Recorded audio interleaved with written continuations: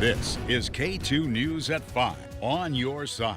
New at 5 tonight, the recovery at Timberline Lodge is well underway. After a 3-alarm fire on Thursday night damaged the roof, the historic lodge has since announced when it will reopen to guests. Good evening and thanks so much for joining us at 5 o'clock for this digital edition of KATU News. I'm Barry Mangold. Today, Timberline reopened its ski area and says it's on track to reopen to guests tomorrow. This is some video from yesterday after that 3-alarm fire on Thursday night.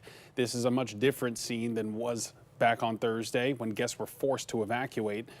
Officials tell KATU plans are in place to help guests navigate hotel repairs and ongoing water remediation. The Cascade Dining Room will offer breakfast service starting at 10 a.m. Historical preservation efforts are also underway.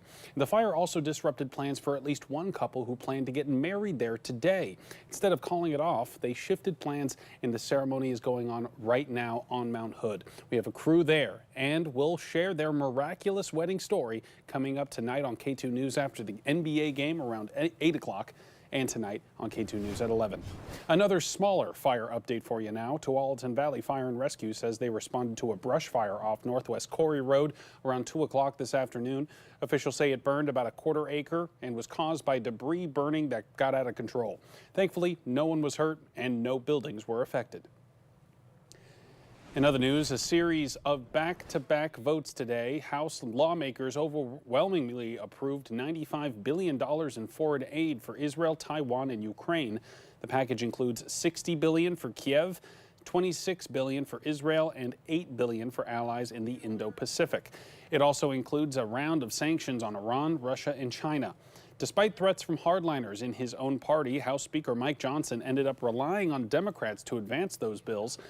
Here he is after the vote defending the package as a matter of national security.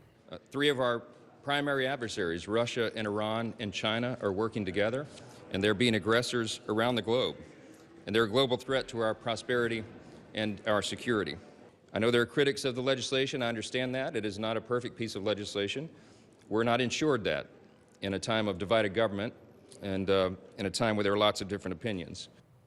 And the Senate is expected to vote on the legislation as early as this Tuesday. President Biden has promised to swiftly sign that package if it's approved. Punishing the victims of our failed housing policies will not solve homelessness.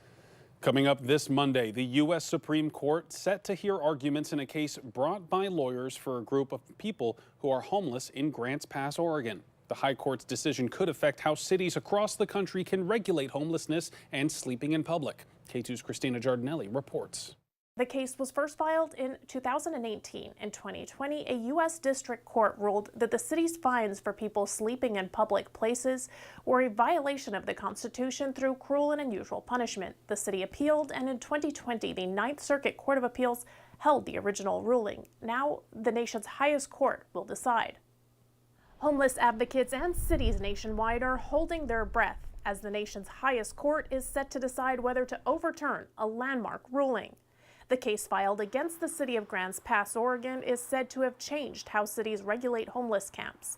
But lawyers for the homeless residents in the small Oregon town that filed the case say the 2020 federal ruling is not stopping cities from enforcing some camping bans. This case is about punishment. It's about the punishment of people living outside, whether it's citations, fines, arrest, or jail time.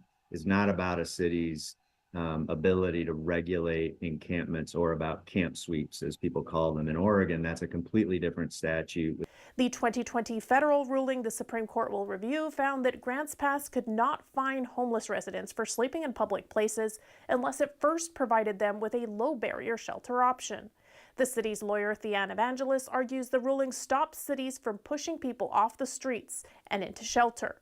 She wasn't available for an interview but sent a written statement. It reads in part, "These decisions are legally wrong and have tied the hands of local governments as they work to address the urgent homelessness crises. The tragedy is that these decisions are actually harming the very people they purport to protect." Christina Giardinelli reporting. And again, oral arguments from both parties are scheduled for Monday before the U.S. Supreme Court. We'll be following those closely and keep you posted. Turning now to something that's also new at 5, a potential expansion could double the size of North Plains. That's according to Friends of North Plains Smart Growth. The group held a forum about the town's urban growth boundary expansion plan today. You can see a map of that area on your screen now. That forum wrapped up just a few minutes ago. Back in September, the North Plains City Council voted to expand their city by more than 800 acres. It would be the largest expansion by percentage basis ever in the state. Voters will decide the expansion's fate in May. It will be ballot measure 34327 in the election.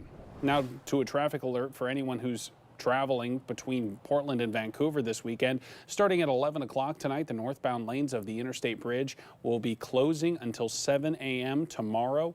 This is to allow crews to do regular bridge inspections. You can get around it by using I-205 over the Glenn Jackson Bridge. Bridges are also going to be closing this weekend for an event that could not be more Portland. The annual Bridge to Bruise race is happening from 6:30 a.m. to 11:30 a.m. tomorrow. That's Sunday.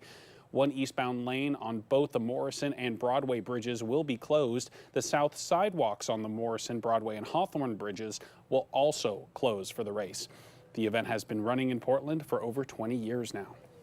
Switching gears to Storm Tracker 2 weather, we have meteorologist Allison Gutleber in for us, tracking some rain. It's a rainy and windy weekend. Yeah? Yes, it has been. I do want to talk about the winds because we got really gusty winds throughout the day today, 40 miles per hour in Portland, up to 28 in Vancouver. So it's just been a really windy place for the valley, even over towards the east, 28 miles per hour for those wind gusts in La Grande, 29 in Baker City, 30s along the coast, 38 in Tillamook. So we've been dealing with these winds throughout the morning. Here's a look at the C-Tran camera on top of the Vancouver Library. You could see in Vancouver, it's still pretty breezy and windy out there. You can see the camera shaking. 57 degrees, lots of overcast, guys. Here's a look at the wind gusts right now. So we're still at 26 in La Grande and even 33 over in Redmond. We were in the 20s in Vancouver, but it looks like we're not seeing any of the data right now. The wind gusts are going to start to drop down as we get into later on this evening, going into tomorrow, but they can get back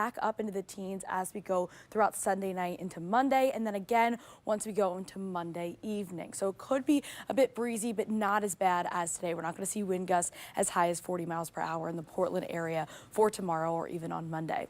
A look at downtown Portland right now. We're starting to dry out. We're still seeing a lot of cloud cover, 57 degrees out there. I do want to show you the radar right now because most of these showers are starting to push over towards Troutdale, getting closer to the Cascades, even over in Hood River.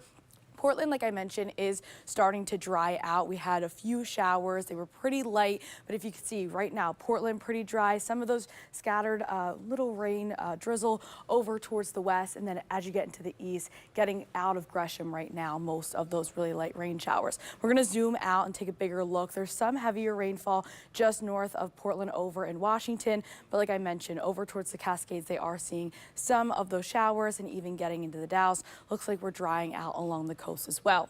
Temperatures right now are sitting in the 70s over towards the east, so it's pretty warm in La Grande and even Baker City, down in Burns as well. 69 in Pendleton, a bit cooler as you get towards the west. So in the valley, we are in the 50s right now, 54 over in Tillamook. And I want to talk about our highs because we did make it into the 70s this afternoon. 73 for the high in Portland, 72 in Beaverton, 71 in Sherwood, 71 in Estacada too. So it was a really warm day with a few showers and the breezy conditions, so might have felt a bit cooler than it was actually the temperature was. I want to talk about tonight though, because we have a lot of cloud cover for this evening, but we start to clear out just a bit as we go into tomorrow morning. So chance for some showers really early over towards Astoria, but the rest of the day is going to be very dry for the Oregon area. Lots of sunshine for your Sunday, even more sunshine as we get into Monday. So we have this high pressure back in play, and it's going to keep us really nice and dry for the first couple of days of the week. But then after that, we should see more of those rain chances back in play at the end of the 7-day forecast. So for tomorrow, we are going to stay in the 60s, 61, still below average, mostly sunny. Then on Monday, lots of sunshine, about 10 degrees warmer, or I guess 11, I should say, 72 degrees, sunny skies, mostly sunny on Tuesday, back into the upper 60s, low 70s. By Wednesday, we have more chances for rain. Thursday, a rainy day, very likely. Then we have some scattered showers ending out the week and going into the weekend. Gotta love seeing the 70s and 50s on the same 7 day. Thanks so much, Allison. And hey, you can count on us to be on egg watch for you here at KATU. This is a live look at the Port of Ridgefield's Osprey cam. You can see the one bird hanging out in the nest right there.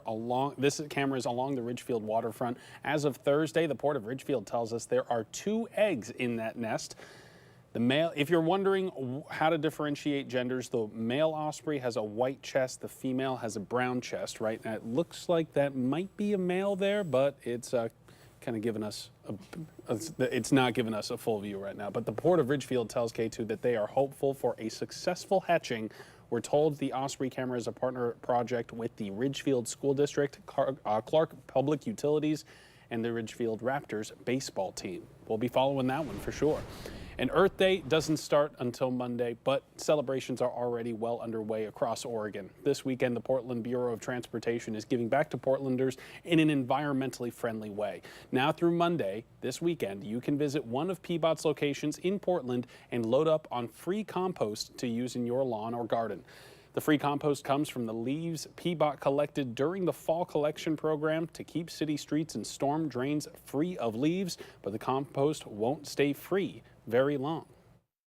We have for a number of years now been composting our leaves that we collect in the fall to generate compost for use by the public, and we sell it starting March of each year, and in the last 8 years we've been doing a compost giveaway for Earth Day.